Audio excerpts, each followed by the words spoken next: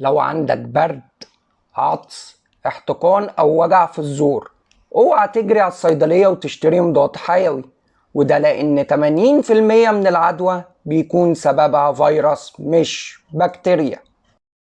وطبعا المضادات الحيوية مش بتقضي غير على البكتيريا.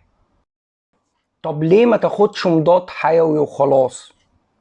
ده لانك لو خدت مضاد حيوي وانت مش محتاجه، هيخلي بعد كده لما تتصاب بعدوى بكتيريا وتاخد مضاد حيوي مش هيجيب اي نتيجة، وده لان البكتيريا بتكون طورت نظام دفاع ضد المضاد الحيوي. طيب اعرف منين اخد مضاد حيوي ولا ماخدش؟ هقولك على 5 حالات دول اللي تاخد فيهم مضاد حيوي. الحالة الاولى، لو حرارتك اكتر من 38.5 لمدة 3 ايام متتالية، يعني لو حرارتك 39 في اول يوم للعدوى وتاني يوم وتالت يوم، حتى لو نزلت بالخافض لكنها عليت تاني، دي لازم تاخد لها مضاد حيوي.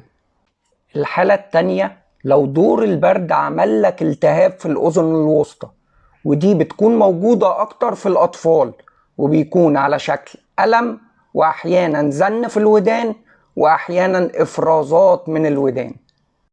الحالة التالتة، لو وجع الزور سببه التهاب في اللوز، ودي غالبا بيكون سببها عدوى بكتيريا، بتكون اللوز متضخمة ومحمرة وأحيانا عليها إفرازات بيضة أو صفرة.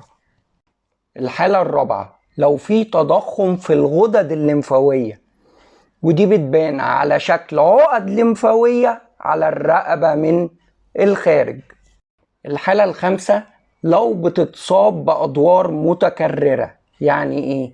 زي إن يكون عندك دور برد ويخف وبعدها بأسبوعين 3 أو شهر يجيلك دور تاني وهكذا، يعني أدوار متكررة، ساعتها لازم ناخد مضاد حيوي.